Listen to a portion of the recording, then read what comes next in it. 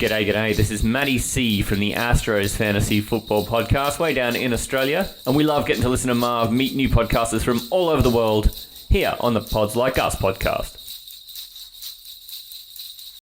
Hey everybody, this is Marv from Pods Like Us, and I'm speaking with Matty from the Astro League podcast. Hey Matty, thanks for speaking with me. Hey Marv, how are you, mate? It's great to talk to you. You too. Yep, we'll just keep pretending that we haven't spoken for the last 5 minutes. I can do that, mate. No worries. Yeah. I've got a short memory, brother. No worries. Yeah, like a goldfish. Yeah, a little bit. Yeah. Yeah. A nice tropical fish. Well, yes. Yeah. Everybody likes tropical fish. Yeah. And they're nice to look at. I don't know how good they taste. I mean, I don't know. I live a long way from the coast. Seafood isn't high on my consumption rate. No. What I am keeping an eye I'm far on from the coast as well. Ooh. Yep. Keep an eye on. And this is something that you'll see me looking up every so often. I'm sitting under this umbrella out in my backyard. It's the middle of the summer over here, and there's an enormous huntsman spider stuck up on the underside of my umbrella. So, they're harmless, but they're just big and a bit fierce looking. So I'm just keeping my eye on that little sucker. That's one of the great things about Aussie summers is just spiders bloody everywhere. And here it's the middle of the night, so it is 20 past 1 in the morning and pitch black in the middle of winter. 20 past 1 in the morning? And you're talking to me? I am. You're mad. That's why I like I am. And my work colleagues will know what I'm doing now, if they listen. So there you go. They know how to keep yourself entertained, mate. Talking to weird Aussies on the other side of the earth. So, eventually we will do that show where you guys come on and actually discuss your show on here one of these days. Yeah, definitely. Properly. We'll organise that, my friend. It's one of those things through the season, the NFL season for our show. Wow, there's sort of 16 or 17 weeks where it's just go, 3 shows a week. And then for the other 35 weeks of the year, we're kind of like, yeah, what do we do? So we're about to come into having heaps of time, Marv. It'll be great. Well, I've noticed that during the breaks, it tends to be just you doing the occasional one-off show. Pretty well. Yeah, I give Taylor the time off. He's a professional salesman and full-time, miracle dad of 2 wonderful young fellas. So he enjoys having the off-season off, and I try and keep the lights on and keep getting the bills paid. It is sort of I'm the idiot who created the brainchild and turned this show up into being something. So I guess, there's a lot more responsibility on me to keep that going. Yes, it is a lot of responsibility to keep a podcast going. Don't we all know that?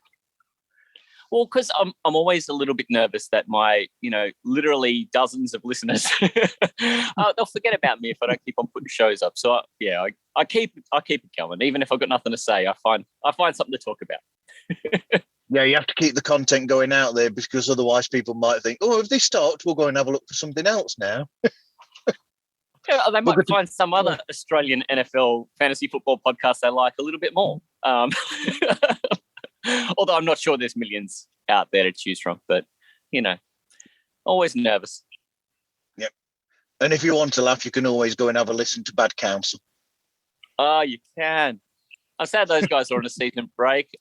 They've got it worked out, though. They've got this thing where they can take their breaks and they come back and they just pick up and everyone's just waiting. Bated breath for their season return. I'm not sure people are queuing up to do that for the Astro League podcast, mate. But I'm always doing that when it's season break for those guys. Yeah, I'm the same with my dozens of listeners. I don't think they're waiting with bated breath when I take my break. Literally dozens of listeners. Yeah, that's how I characterize my crowd of folks who follow us. I don't know that there's millions of them, but they're pretty passionate. They're pretty passionate fans. I mean, mostly because they're related to me or Taylor, but I remember somebody saying to me that, once they said that if you have even something like 10 listeners, that is 10 people that have found a show that is for them. And you can be sort of proud of the fact that, with that, you're making their day a little bit brighter, hopefully. That's a nice thought. Because, so for Taylor and I, we spent a lot of the 2 shows we do later in the week really just trying to make each other laugh. That's a huge part of what we do. I guess there is a bit of process and procedure about what information we try to share about the fantasy football league we're in, and then some broader fantasy stuff, just so it's not only a show useful for the people who are in our league, but a lot of it is just us trying to find a way to shock each other into laughing, which is why there's so many really wildly inappropriate jokes. Yeah, it's not the sort of show I'd really encourage my parents to listen to and be proud of their son. And I'm sure Taylor's the same. But yeah, a lot of it is just, we're two real life best mates trying to make each other laugh. And I think there's a lot of that can translate to folks who, there's probably a number of the people who tune in who truly are entertained by our numbskullery. Yep. And our partners in these situations are not entertained by it sometimes. Oh, no. I can hear through walls my wife rolling her eyes at the other end of the house listening to us idiots as we record our segments. I can just hear it. Yes. And I don't need to see her rolling I'll leave her that. eyes. It's I'll leave that one alone in case Louise listens to this. Do you think she's in danger of listening to it? I know my wife's never in danger of listening to mine. Maybe. She listens to some episodes. Oh, she's a good soldier. Oh, yeah, she listens to some. Yeah, and then mentions I don't talk like that with her.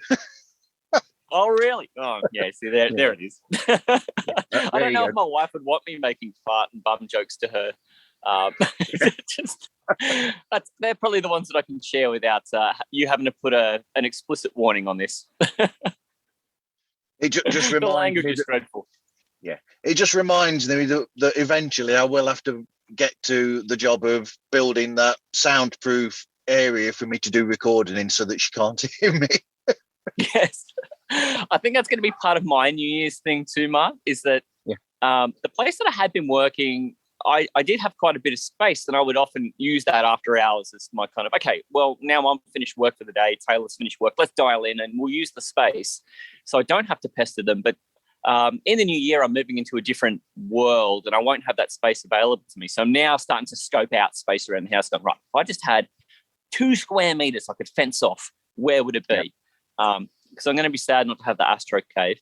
And I can sort of see that, the content of the show, I've got 2 young daughters. They don't need to be around while I'm recording that. But also, for my wife's benefit and for her mental health, it would probably be better if I was somewhere a little soundproof or a little further away. Absolutely. Anyway, for a bit of a gift for people at Christmas, as you know, I'm getting all different podcasters to discuss something important to them or a message for them, for people to listen to for Christmas. So you were wanting to speak about an alternative Christmas to what people would be used to. Oh, yeah. Now, thank you for giving me the opportunity to talk about this too, because one thing I've sort of learned, especially from being in this wonderful community of independent podcasters, is so many of you folks are based in the Northern Hemisphere, and the idea of Christmas for you guys is literally what I would consider TV Christmas. That's not real Christmas. Real Christmas for me is that it's 30 degrees here every day because it's the middle of summer. The sun comes up at 5:30 in the morning and it sets at 9:30 at night. And again, so for, I guess those playing at home, 30 degrees in my language is sort of 90 degrees Fahrenheit plus. And I just got to imagine that there's really very few folks worldwide who would consider that Christmas weather. But that's, to me, the idea of it being really cold, having a layer up to go outside, serving a super hot meal. Yeah, that's what the folks on TV do. Over here, it's just such a different thing. So I sort of thought maybe I could paint the picture of an Aussie Christmas day. And I mean, this is probably more typical to my family than it might be a broad brushstroke of what Aussie Christmas Day is like. But there's definitely a bunch of it that's really commonplace around Aussie Christmas tables. And that starts pretty early in the morning, right? The kids are up at ridiculous o'clock because then they want to hunt through their Santa sacks and see what they got and start tearing open presents from under the tree. And that's a pretty regular thing, I think, everywhere. But the cool thing is, you get a skateboard or you get a pair of roller skates or you get something you can use outside. You can probably use it outside because it's going to be a cracking day and the sun's up pretty early. So, for instance, this year just gone, kids have got those shoes with the rollers in the heels and, an hour later they're out in the driveway scooting around. on these little heely rolly shoes because you can do that with the weather being so nice. But I think the other thing that's kind of interesting for folks who are from the Northern Hemisphere Christmas is the idea of, well, we don't have the big roast meal generally. You might have one protein served hot, but everything else is cooked and then served cold because it's hot. And you don't want a bunch of ovens running in your kitchen on a day where it's really, really hot. So you get a lot of the sliced meats. You get ham, you get lamb, you get some places turkey, but often a roast chicken or a roast beef. And then it's all sliced and cut and mainly served cold. You might serve one of them hot with gravy and vegetables, but often it's salads, an array of different salads instead. So you're not serving a hot meal on a hot day. And then it's all about the desserts, man. Nice cold desserts. So trifles and pavlova. I don't know do you know what pavlova is, Mark? I was going to say pavlova. I do know what a pavlova is. Oh, they're lovely. Do you do that as a summer thing or a Christmas thing? We haven't posted a picture. We didn't take a photograph actually, but we had a pavlova the other week that Louise did. So there you go. Hey, there you go. We love them. And then guys. There's something really similar as well that they do in the UK, which is called an Eton mess, which is basically which is a meringue with fruit, but it's broken up meringue with fruit and cream, which is similar to a pav. Almost the same, just kind of smashed up. Yeah.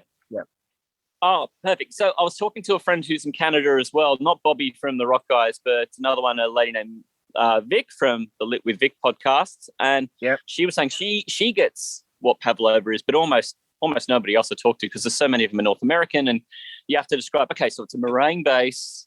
You slather all this whipped cream over the top. You arrange some beautiful seasonal or tropical fruit over the top, like mangoes or kiwi fruit, strawberries. Maybe drizzle some coulis or some passion fruit pulp on it. Voila! Serve it with ice cream if you want. You don't even have to do that, but cut a nice big wedge, and off you go. And that's a real Aussie staple, a pavlova. You really probably can't make it through a summer here without having pavlova, either at home or at someone's house. It's just something that's a done thing, man. It's a done thing. Yep. It is the Australian window into Christmas. Yeah. So that's the Australian answer to the British trifle. Yeah, there you go. But trifle. Now, my wife makes this wonderful Black Forest trifle, and it's not your traditional trifle, which can be a little boozy, but she makes it with sort of chocolate sponge cake layered with whipped cream, chocolate custard, dotted with pitted cherries in there, and just layered all the way up and topped with whipped cream, and then have flake crumbled across the top, like a flaky chocolate crumbled across the top. Nice. We're going to have to stop in a bit. I'm going to go and have something to eat now because you've made me hungry. Wow, man, Aussie Christmas, it's fantastic. It would make everyone hungry. Absolutely. I want to eat all that now. Oh, come on over, mate. Plenty of room.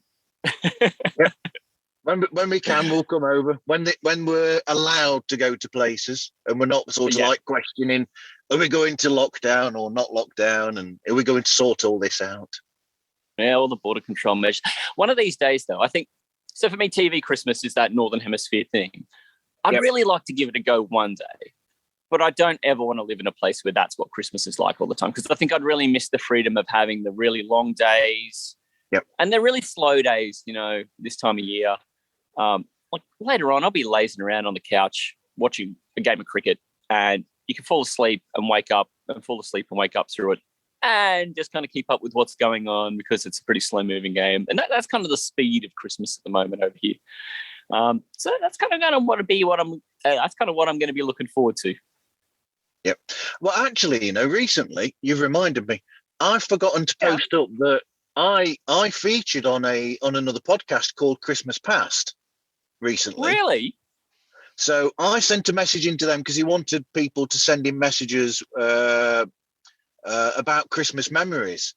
And I'd mentioned on that that when I was really young, we used to have this thing where the whole family used to meet up my grandparents. So we'd have cousins, second cousins, aunts, uncles, everybody. And they'd be like, but I mean, it was only like a normal, I don't know if you understand this saying, a 2 up, 2 down. It's just a small house. But, I know what you mean. like a small house. You'd have 2 bedrooms and then the living room and the whatever downstairs. Yeah. And they'd suddenly be swamped by about 25 children or something, and all the Wow. parents of them who were members of the family. And that happened every, as we call it, Boxing Day on December the 26th. Oh, yes, So- we have Boxing Day. Yep. Everybody used to go there on Boxing Day for like the get together, and there was food there, so cake, sandwiches, little nibbly type foods and bits and bobs, and so it was brilliant. And I was surprised that Brian actually just put that on his show, and I said it's one of the greatest memories that I have of childhood. That is. Yeah, so we sort of use Boxing Day as a way to soak up whatever's left over from Christmas as well. It just adds to the slowness of the days that there's not even a lot of meal prep. You're just eating stuff that's left over. Gosh, one of the great things, just talking about memories, is that we grew up as kids in a street that had a cul-de-sac, which was great because, I guess, it was the 90s, and it was pretty commonplace to have, all the kids kind of pile out into the cul-de-sac and you'd be playing all sorts of cul-de-sac sports. There'd be cricket, there'd be people running around chasing each other with water guns, there'd be basketball, whatever your sport, whatever we could get people interested in playing. And you just have 15 kids running around this cul-de-sac because, no traffic. Who's going anywhere? One or two parents of, the families in that area sort of rotating guard and keeping a bit of a watch on what's going on and playing referee if required. But again, just the speed of the day is, well, what do you want to do next? Oh, there's an idea. Let's just do it. Because, no one has to be anywhere. That's great. That's lovely. Anyway, I better get back to work soon, I suppose. Yeah, you better get back to work. Yep. Hey, thanks for making the time for me at 1:30 in the morning. Goodness, Mark. Yeah, you're a good absolutely. man. You're a good man. Absolutely. But I hope you've had a great Christmas season, brother. I have, and I hope you've had a lovely time, and I hope that you've had some nice presents as well as the children. Oh, definitely, mate. You'll hear the professionalism in my podcast with all the great new equipment that I've got coming in the new year. You'll hear the difference. And if anybody wants me to sound better, you can always go to my Patreon page and I'll buy a new microphone. Oh, yes. I'll get Taylor, and I think we might need to donate to that for a Christmas gift for you, mate. All right. Thank you very much. Thank you. All right. You take care. Merry Christmas, everybody. Look after yourself, mate. Thank you very much, Matty. Take care. Hey, thanks again, Marv. All the best. See you, Thanks, mate. See you. I'm Agent Scott. And I'm Cam the Provocateur. And we're from the Spy Hards Movie Podcast. That's right. And you are listening to Pods Like Us, the podcast that has a license to thrill.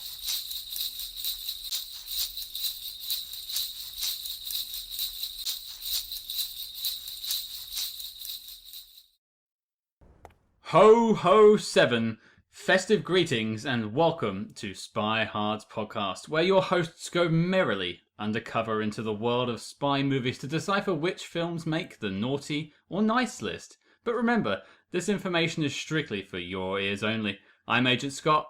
And I'm Cam the Provocateur, and I did not sign off on this intro. Well, it gets better.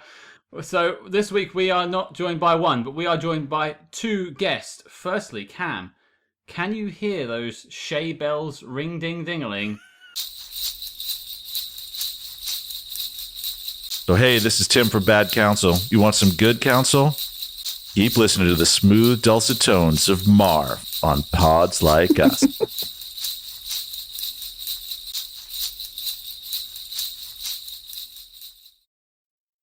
So we're in the middle of watching National Lampoon's Christmas Vacation at the moment. That's a good movie. It is. We like that movie. We've got Elf tomorrow. Oh, fun. Fun. Is that your Christmas tradition? Or Yeah, is we it have to watch, after? we have to watch both of those, and because I've worked over Christmas and that, so this is our Christmas basically. These couple of days. Okay. Nice. Hey, timing doesn't matter as long as you do those things that makes it feel very like holiday-like. Mhm. That's true. That's true. Traditions. Yeah. Absolutely. And I'll just say this while before we properly do the show properly or whatever, or the bit that we're doing. I will just say that it's great listening to your show because I hope this doesn't embarrass you or anything, but in a way, it's sort of brave that you're doing it, but also incredibly inspirational as well. Thank you. Oh, Wow. thank you, Marv. I appreciate that. That's fine because, you both, despite everything, it's like you've still got that incredible bond with each other and that friendship and bond, like I said, the bond, where that's what you're working towards maintaining. And that's why there's still that feeling there between you both. And it's incredible to listen to you guys when I listen to the episodes. It's just, yeah, it's brilliant. You can hear the friendship and that bond that you have there in the show, especially when you make each other laugh in show by accident. Yes. Especially, right? Oh, that really warms my heart because like I like we've mentioned in the show, sometimes it's really hard to stay on track and it's really hard to remember that after everything, we really do care for each other in a way that we want to keep this going. So thank you. I really appreciate, we really appreciate those words. That's fine because you've still got that initial spark, obviously, that you had when you first met each other and what attracted you to each other. So that it feels like that's what you're trying to keep going, and that's the strength that's there within you both, and you're fighting to keep it going as well, both of you. I mean, it's lovely. Thank you. Thank you. I told you though. I told you years ago that it was there. You just didn't believe me. But. It's hard to see it sometimes, when you're going through all of the messiness. It's really hard to remember. But like you said, we love to make each other laugh, and that is the common denominator in all of this. So yeah. And you can hear both of you laughing at each other when you say things. It's the best. Always. It is the best. Although Chris's way of making you laugh is sometimes a bit naughty, should we say? A bit. Yes. I think that's an understatement. Just a little bit. Just a little Absolutely. bit. I'm working on that. I'm working on different ways to make her laugh that aren't so naughty. So yeah. Keep working. Keep working. Yeah. Oh yeah. Make everything fresh. Oh yes, yeah, definitely. Absolutely. But Christmas traditions. So I actually posted a meme about one of the traditions that we had on our page. I'm Hispanic, and every single year, what we do is we get together with my mother or grandma, and we make what we call tamales. I don't know if you've ever heard of them. So it's this like what is what I don't even know how to explain it. Well, it's like a spicy red pork, kind of in like a big bed of. I don't even know how it's you not would say bread. masa. It's not bread. It's like it's corn based. It's corn based. It's like a tortilla essentially, okay. but like you make it by hand and then you fill it yourself with the chili pork, and then you put it in a steamer and it steams for maybe 30 minutes or 45 minutes, and then you take it out of this like leaf and you just eat it. And we spend hours making piles and piles of baskets of these things for Christmas every single year, which is a lot of fun. As soon as they're ready, Chris digs into them almost immediately. No matter if he's going to get burned or not, he doesn't care. It doesn't matter to me. So that's a lot of fun. We do it as a family. So Chris and I, the kids, my siblings, go help grandma out and do that. So that is probably one of the most favorite traditions that we have, for sure. A lot of fun.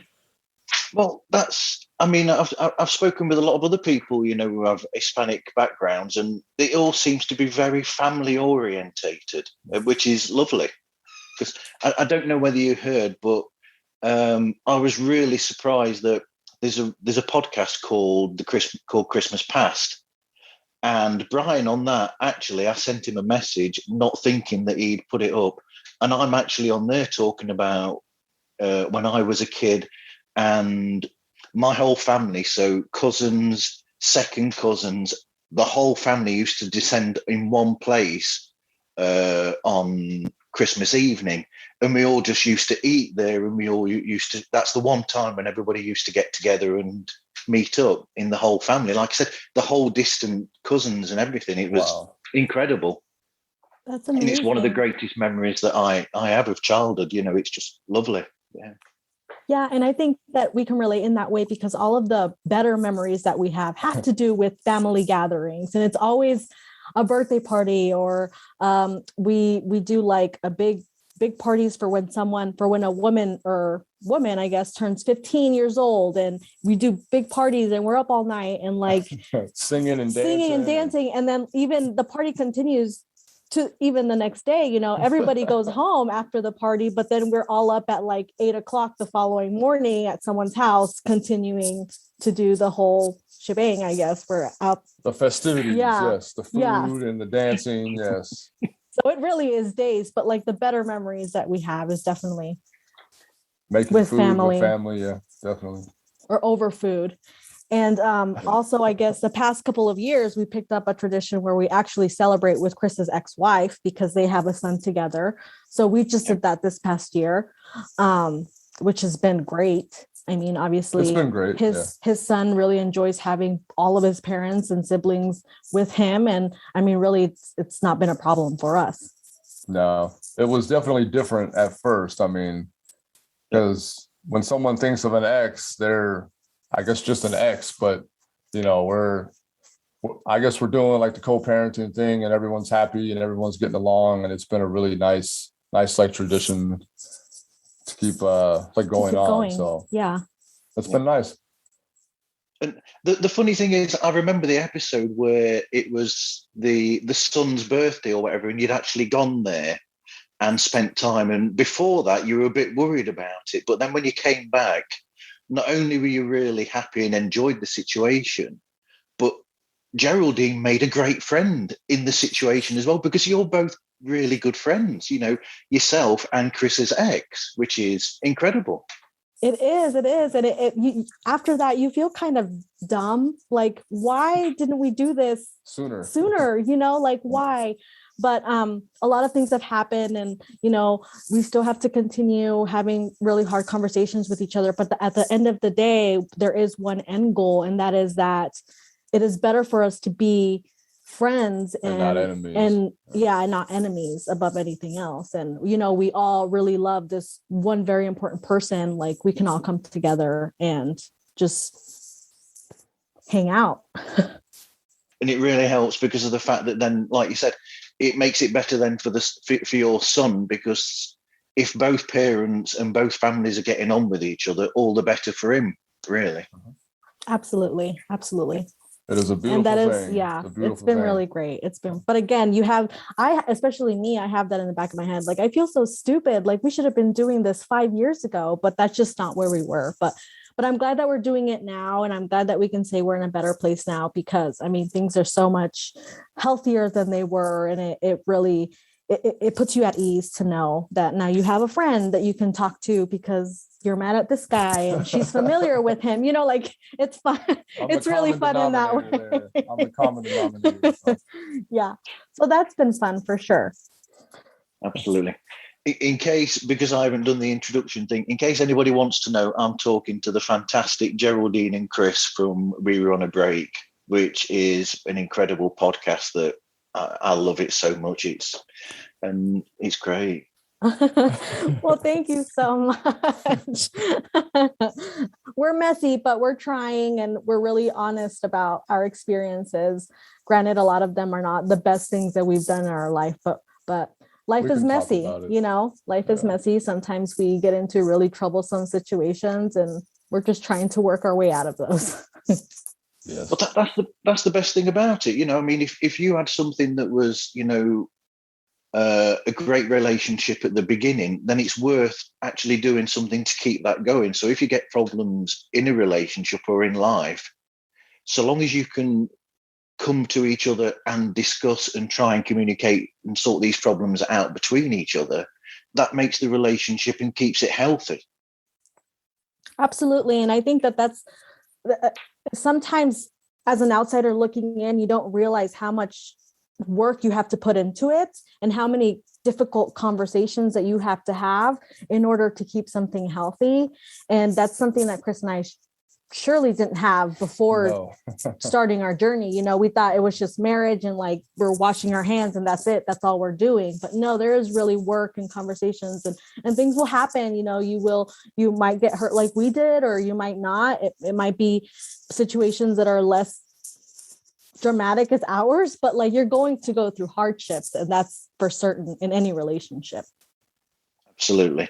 Anyway, is there anything from Chris's point of view, Christmas wise? Like I'm pretty much the same. I like cook with family. Before I met my wife, we didn't really celebrate like Christmas much. I mean, it wasn't like a big deal, but I definitely love the food. I love to eat, make memories, laugh, sing, dance, and then just seeing the children happy and just making memories with the blended family. I mean, that's what's been nice. So definitely been nice. Yeah. What about you? What are your favorite things that you do during the holidays? Favorite memories? Well, like I said earlier, actually, it was in response to what you'd said, Geraldine, which was my favourite memories of the extended family meeting up at Christmas and just everybody being there together. And it's just a shame that extended family don't come together now. And really, and it's difficult nowadays compared to them because I work every Christmas and a lot of people work over Christmas now. So in a way, my message to a lot of people, much like you said, was if you are somebody out there that's working over Christmas, make Christmas or find a space during that season and make that your Christmas and make that your special moment with whoever that special person is that is in your life with you and the family. Absolutely. And it doesn't even have to be the day of. It can be a few days after, a few days before, whenever you have the time. I think that the holidays are really about doing those traditional things, and it doesn't have to do with the day. It's just about making the time to do that, making right? the effort and getting it done. Yeah. And try to forget everything that's going on around it as well, and just make that day about that day and everything else that's there. Put it aside. You can come to it the next day or a day or two later, whatever's a problem in life. Just make that day a special and different day for yourselves. Absolutely. Wow, that was wow. I'm so glad we're finally speaking in person. I know. Feeling a little emotional here. Anyway, let people know how they can get hold of you and find the show. Of course, you can find us on almost all of your favorite social media platforms. Our handles are WWOAD Podcast. You can also find us on Spotify and Apple or iTunes, whatever it is that you have, and all of your major podcast platforms. Check us out. We're a lot of fun, or not, depending on your taste. And at 39 minutes per episode, you can binge listen. Yes, absolutely. Definitely. Absolutely. Guys, that was great. Thank you very much. Thank you for having us. Thank you for having us. What's up, everybody? This is Chris from the podcast Real Film Reviewed, and you're listening to Marv on Pods Like Us.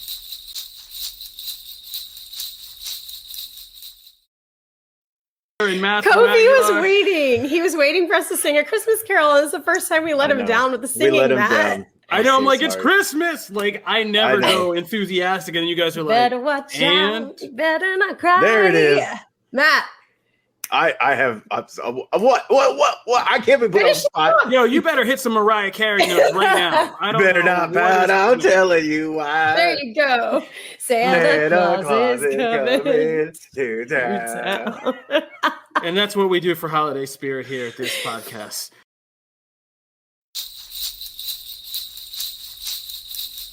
This is Dave of Live Life Loud, the Decibelic Podcast, and you're listening to Pods Like Us with Marv.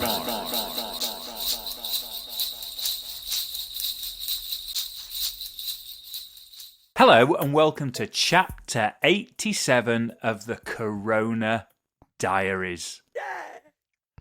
And it's Christmas bollocks time. It's the Christmas bollocks episode, which means that we're also joined by Chris Neal. Bollocks and Chris Neal go together. They go hand in hand. They Absolutely. go hand in hand. We promised you bollocks, folks. And bollocks we have for you. Happy Christmas, everybody. Hey, it's Gil from the Mind Podcast.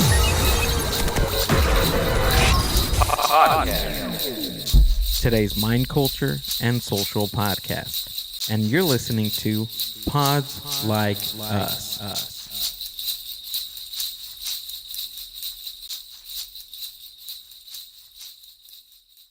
Welcome to No Fear Cooking. Today, before that, I'm going to say hello, Magda. I'm Magda. Hello, Magda. I'm Nathaniel. And we had a great team together. Thank you. We wait, are wait, Merry Christmas. It's Christmas Day. Yes. Merry Merry Christmas. Christmas. Have a good time with family and friends. I think I appreciate more this year and last year everyone more because we couldn't see for a while, family and friends. Oh, yeah, I see. Because we can be with people. Yes, we can be with everyone. So a big hug, a big Merry Christmas. Have fun, cook together. Have the young ones, 25, it's okay, still call them the young ones. Cook together, do some cookies. And today we are going to share with you one of our favorite recipe. It's good for Christmas, it's good for New Year. It's good anytime and lots of flavors. So, yes. Nathaniel, would you help me today? Yes, we're making a pork loin piccata. This is B. Nicole from Buried on the Tundra, and you're listening to Pods Like Us.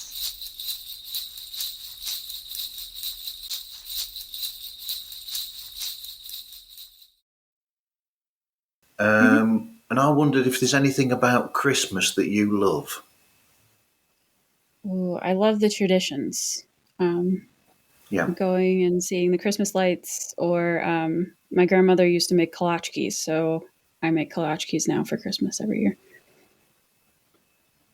That's lovely. That's nice. So what's a kolachki? What is that? It's a Polish cookie. It is kind of like a pastry dough made with ice cream is how we make it. And then you put just some sort of pie filling inside. That sounds really nice. That's lovely. Sometimes they look like pinwheels. Yep. You kind of pinch the sides. Some people make them that way. Sounds really nice, though. It's lovely.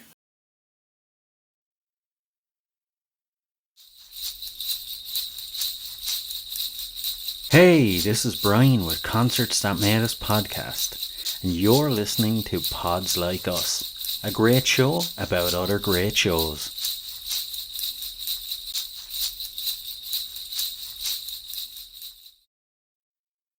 Okay, and it's time to get shaking, Lump. And by the way, can I point out, I haven't mentioned this before in the previous 2 episodes. It is, of course, Lump, who's been stood by me, shaking the cocktails like a good un.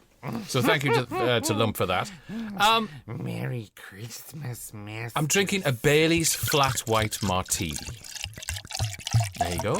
Keeping it relatively simple. Do tell, what's in that? 50ml of Bailey's Irish Cream, 25ml of espresso. Now, I've opted for an own brand from Daphne's Coffee Shop in Erinsborough, and 25ml of vodka with some ice. Simple and delicious. Mr. Bognops, your good self. Port! I mean, you know. Are you on commission? I am drinking a bottle of Naylor's Select Reserve Port. Oh, yeah. And basically, it's the only one that comes in a pint bottle. So I've got half a dozen of them laid on. So it comes in a pint bottle. Is this because you don't get a milkman, you get a portman? I do get a portman. Indeed, I do. And her name's Natalie, and she's really nice. And blackout, my good man. Your good self? Well, I'm taking it old school to the days of being allowed to stay up and watch late night telly at my grandparents' house over Christmas with a cheeky bottle of QC sherry. Oh, splendid work. Years since I've had QC. Yes. QC, quality count. Absolutely. Oh, I love it. I love it. Or quickly very good. comatose, as my dad used to call it. I love that. I love that.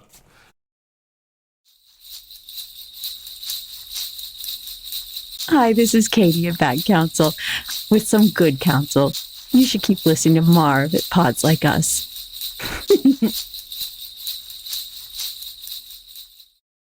Season's greetings and welcome to this Christmas edition of Trimming the Musical Fat, the podcast where we trim albums that are too damn long. I'm Stephen Nicholson. And I'm Paul Nicholson. And together, with input from friends of the podcast, we're going to take our invisible scissors to some Yuletide classics to create a top 10 best and worst Christmas song playlist. Hey there, this is Bobby with the Rock Guys Podcast, and you are listening to Marv Smooth on the Pods Like Us podcast. Check him out.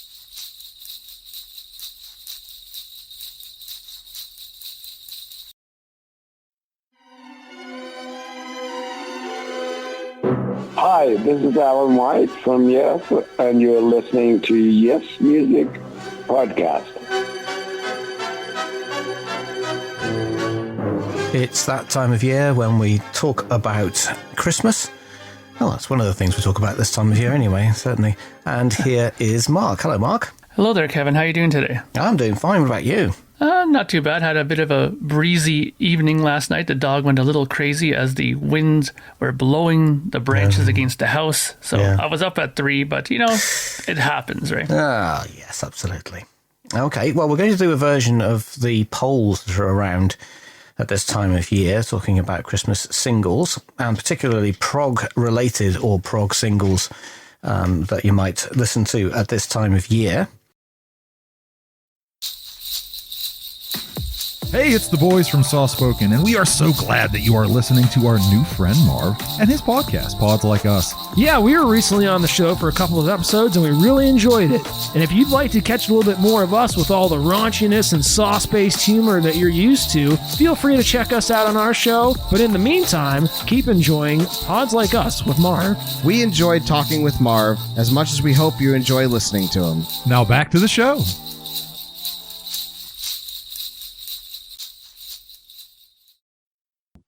Panto is, I suppose, one of the things that we associate with the Christmas season and is supposed to be funny. Not everyone finds it so. But yeah, and I think the ones that often work are either the ones you've got to just go all out, and I just go, right, it's full on cheesy entertainment. It sort of originated early, I think 1717 is what some of them say was the first Panto.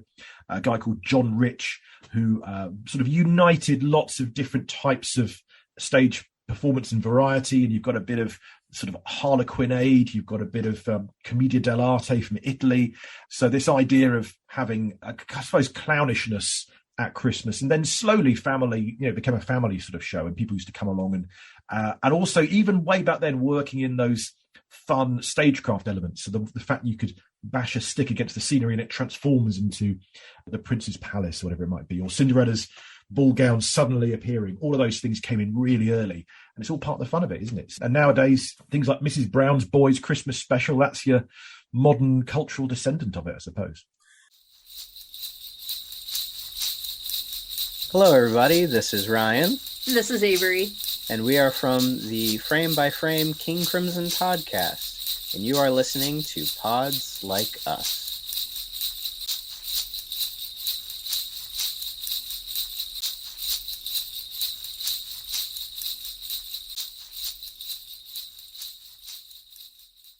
Hello, Nikki.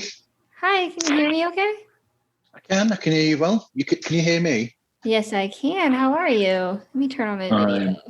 I'm okay. There we go. I'm actually using my phone and a hands-free earpiece because I can't get into the bedroom where the equipment is. Oh, well, I appreciate you accommodating my schedule. I know it's really early for you. Yes, what is it? Quarter past 1 in the morning, I think. Oh gosh, I'd be like, nope. You do what you have to for the content and to talk to people. That is very true. It is. So, how has your Christmas been? It has been pretty good. Pretty low key. We've been dealing with a lot of rain and storms here, so a little bit of family and just hanging out at the house, watching Christmas movies and all that fun stuff. So, how about yours? It's been, yeah, we've made Christmas during my 2 days off because I worked over Christmas Day and the day after and Christmas Eve. So you just move it along a few days and you have Christmas a bit later. Yeah, I hear you. My husband is a UPS driver, so Christmas Eve is always like is he going to be off in time? Is he not going to be off in time? So yeah, true. I get you. So in answer to your most recent episode, then, has your brother introduced your nephew to Krampus, or have you had to do it? He has not. I unfortunately did not get a chance to talk to my brother about it on Christmas Eve. There was a lot of family over and commotion. But my nephew's only 7 months old, so I'm thinking next year when he's a year will be like the perfect time to introduce him to Krampus. He might be understanding it a little bit better. But maybe not the film. No, not the film. We'll wait until he's a little older for that. Absolutely.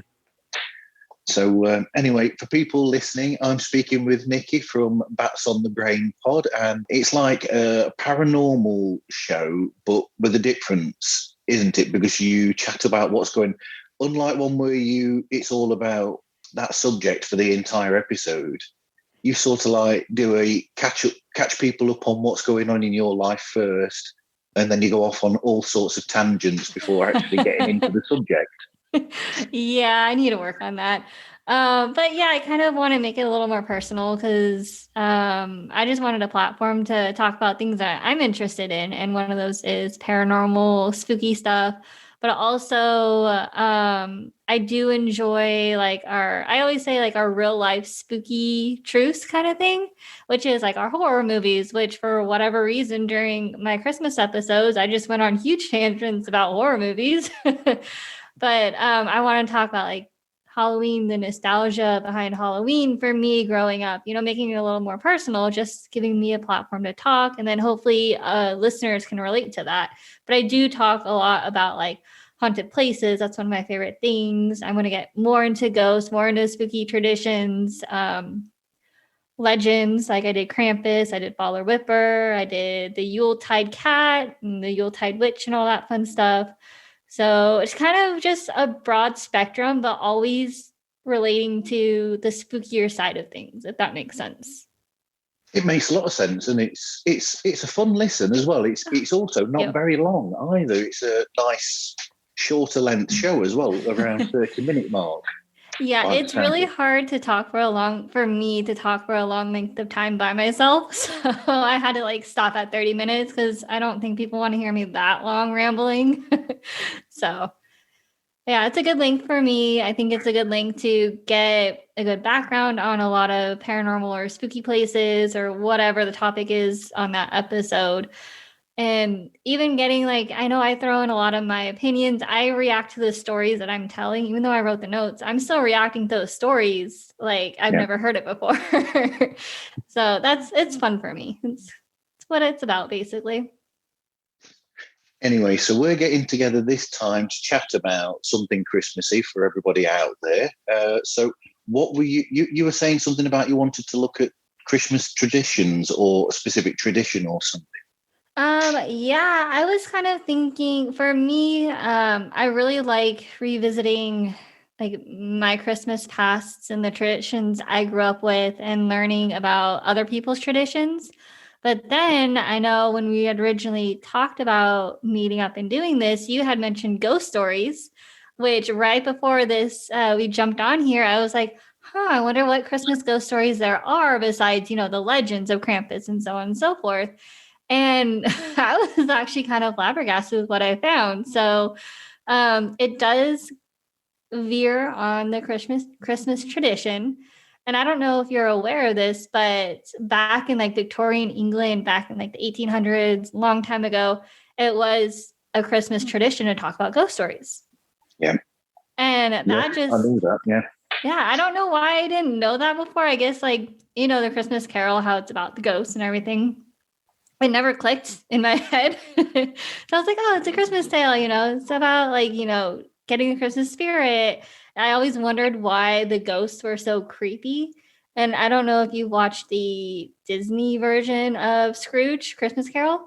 Even those ghosts are creepy. But so I was looking into it and I was like, oh, so it was traditionally around winter solstice to talk about ghost stories. And I thought that was really interesting. And it's not so common anymore from what I found, but it's definitely one of the traditions that I would like to bring it into my family. Well, it's funny, because I was actually, if I'd had a chance to talk with this person who does a book podcast, I was going to mention this to them, but it's surprising that you brought it up. So now I get to speak about it. So A Christmas Carol story, it's not the only actual spooky story from Charles Dickens that's Christmas related. There is actually an entire book of short stories that he wrote that is all about, that are all different scary Christmas stories as well, which you might be interested in. I can't remember what it's called. But yes, also, I think there's 8 or 9 stories in total in the book that are all scary stories based around Christmas time. I'm going to have to look into that more because like I said, I was just reading it maybe 10 minutes before we jumped on and I was like, oh my God, this is a whole new world for me. Because like I grew up with the happy, nothing scary, very traditional Christmas nowadays. So like I didn't know about Krampus until probably a decade ago. I didn't know there's a whole nother spookier side. And I think when I learned about Krampus, it kind of started bringing in that interest during the holidays, where the holidays are normally supposed to be happy and cheerful and bright, but there is a spookiness to it. And I love that. It's fascinating. So I'm definitely adding this to my Christmas traditions. But sorry. I was going to say, if you think about it, I mean, around then, Victorian England around the 1870s and the 1880s was not a particularly nice place to be in a way, because you had all the, you had extreme poverty and all sorts of hygiene problems, and, people lived in squalor. So in a sense, the sort of ghostly stories sort of fit with those times, I suppose. No, that's exactly true. And also because it's centered around winter solstice and it got dark so early, there was no electricity. They had nothing else to do besides tell stories. And one of the things that they did back then is, I just lost my train of thought. I do that all the time. But they would just sit around and they can carry the folklore of all the stories like on and on, because literacy wasn't too popular there. It became more popular later. So everything was done orally, and that's how they passed down all these legends. And they would even tell stories from like around the world that people had heard and came back during like when they were with their families and tell those stories, and they sit around and tell ghost stories to pass the time. So because I'd suggested the idea of ghost stories to you, that's why you suddenly changed and thought, oh, ghost stories, and it made you look it up. Well, yeah, definitely. It made me look it up because I was just curious. Like I had thought about like, oh, I'll talk about like what I used to do as a kid, but all that. And then I was like, but he did say ghost stories. Like what ghost stories are there that are out? And I found a couple of articles just right off the bat. There's like 5 or 6 good ghost stories in there. And I was like, I need to look into this further. Because there's some that it's about, I read one, what is it called? It's called like the old nurse's story or something like that. And it was in the 1800s. And it's about, just a snippet that I read, it's about this child that's outside of the house banging on the door. And the woman inside thinks the child's real. And then she finds out that it's not, and the house is haunted. And that is a Christmas tale, apparently. Wow. I was like, okay, that kind of got my chills going. But even to this day, they still, even on the television in England, they still show ghost stories over Christmas, because there's one where the other year I got hold of a British film that was made called The Amazing Mr. Blunden, and that is basically a scary ghost story, essentially. that was made in the 1970s. Really good film, but because there's no CGI or anything, it's got that sort of almost spooky, ghostly effect as well. When people, that effect that they put like with the Albert Finney version of Scrooge, where it's not really, up to today's standards with special effects, but I think it's more effective in a way because it's got that surreal feel to it, the effects that they have. But I'm mentioning The Amazing Mr. Blunder because apparently the BBC, I've not seen it yet because I've not been off work, but they've actually remade it recently to show this year for the first time on the BBC, that ghost story. So, like I said, they're still making them today and telling ghost stories over here. America does everything backwards. That is so cool because, here we have like the Christmas horror films. I was actually listening to your episode from Sunday, and I forget who the podcast was, but they were talking about like Jack Frost, the horror movie, which is one of my favorite movies, but it's terrible. I totally agree. It's horribly done, but it's amazing at the same time. Like that's as far as I know, is our Christmas ghostliness besides a Christmas Carol. So I'm totally fascinated with what other countries do for their traditions around Christmas, because I feel like America is still new. We can learn still so much from different cultures. And just hearing that ghost stories are still on TV in England, that's awesome. Absolutely. Anyway, so we will eventually get in touch with each other again to hopefully have a full proper show where we go deep into talking about your show at some point, hopefully in the future. So for now, that'd be awesome. It would. So for now, let's let people know how they can get hold of you and how they can listen to your show. All right. Well, That's on the Brain is available on pretty much all podcast platforms, but the big ones are Spotify and Apple Podcasts. So go check it out there. And then I'm also on Instagram at That's on the Brain Pod. And I post up updates on episodes and all of that. I'm supposedly on Twitter, but I am not very active on Twitter. So if you are into tweeting and all that, it's at That's OT. Wait, what is it? That's OT Brain Pod. But yeah, you can get the podcast on any platform. I am a bi-weekly podcast. So it's every other Friday I release an episode. And like you mentioned, they're pretty short, but kind of entertaining if you like some fun ghost stories or hauntings like I like, and that kind of stuff. That's cool. Anyway, thank you very much, Nikki. That was great. Thanks, Marv. It was really fun. Thank you for reaching out to me too. I appreciate it. And I look forward to doing a full episode with you. So do I. I look forward to that a lot. Thank you very much. Thank you. Now I'll stop annoying the neighbours and I'll be a bit quieter for them now. All right. Well, have a good rest of your night. And you too. You take care. Thank you. Thank you. Bye.